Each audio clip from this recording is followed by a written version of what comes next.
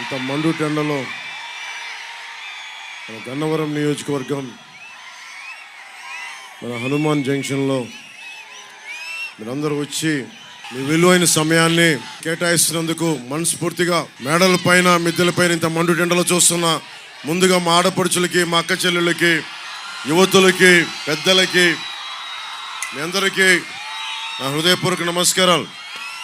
దారి పొడవుతా ఎంతో ప్రేమగా స్వాగతం పలికిన రైతాంగానికి, యువతకి, గన్నవరం యువతకి, జన సైనికులకి, మబ్బుల్లో పరిగెత్తే పిడుగులు లాంటి జన సైనికులకి, తెలుగుదేశం ఉరకలేసి ఉత్సాహంతో ఎట్లాగైనా సరే అవినీతి ప్రభుత్వాన్ని గద్దె దింపాలన్న ఏకైక కర్తవ్యంతో ముందుకొచ్చిన నిలబడ్డ తెలుగుదేశం కార్యకర్తలందరికీ, తెలుగు మహిళలకి, జనసేన వీర మహిళలకి, జనసేన తరపు నుంచి, కూటమి తరపు నుంచి మీ అందరికీ నా హృదయపూర్వక నమస్కారాలు. మే 13న మనకి ఎన్నికలు, భవిష్యత్తుని దిశానిర్దేశం చేసే ఎన్నికలు మనకి.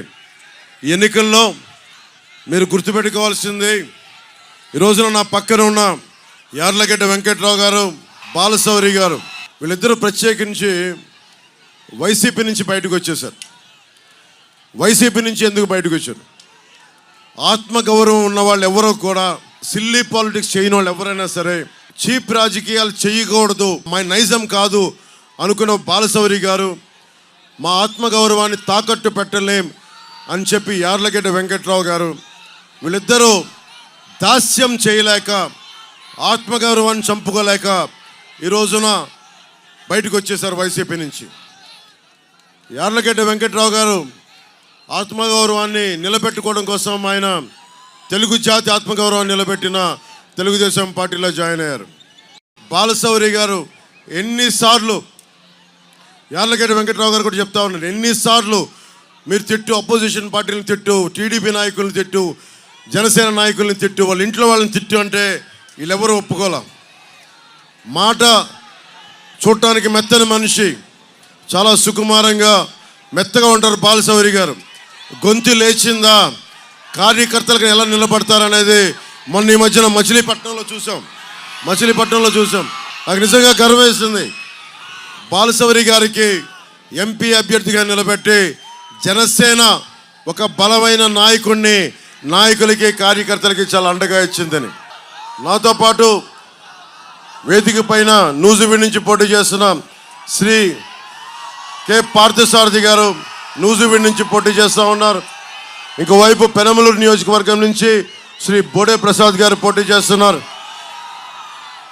రాష్ట్రం కోసం ఎంతో నలిగి పాపం ఆయన పెద్ద మనసుతోటి బందర్ అభ్యర్థిగా మీరు జనసేనకి ఇస్తే మనస్ఫూర్తిగా జనసేనకి అండగా నిలబడతానని చెప్పి టీడీపీ పార్లమెంట్ అధ్యక్షులు మాజీ ఎంపీ కొనకళ్ళ నారాయణ గారికి మనస్ఫూర్తిగా ధన్యవాదాలు తెలుపుతున్నాం. జిల్లా అధ్యక్షులు శ్రీ బండిరెడ్డి రామకృష్ణ గారికి మనస్ఫూర్తిగా నా కృతజ్ఞతలు. బాగా ఇష్టమైన నాయకులు,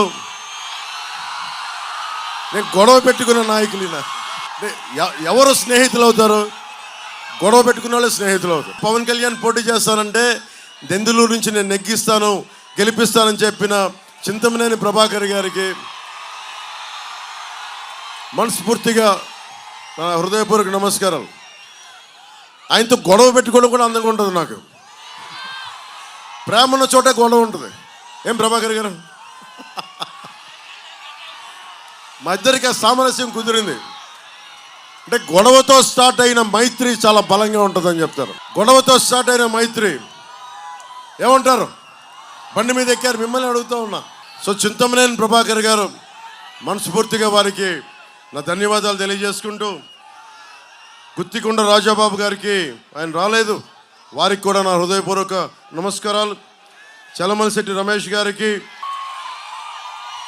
మల్లవల్లి SEZ కోసం తెలంగాణ నవాబులు ఇచ్చిన భూముల్ని ఉర్దూ ఒరిజినల్ పత్రాలు ఉండి వాళ్ళకి అన్యాయం జరిగింది, మల్లపల్లి SEZ వల్ల మీరు రావాలి అని చెప్పి నా కోసం పని కట్టుకొని వచ్చిన చలమలశెట్టి రమేష్ గారికి, గన్నవరం నియోజకవర్గ సమస్యల్ని జనసేనకి ముందుండి తీసుకొచ్చిన చలమలశెట్టి రమేష్ గారికి మనస్ఫూర్తిగా నా హృదయపూర్వక నమస్కారాలు.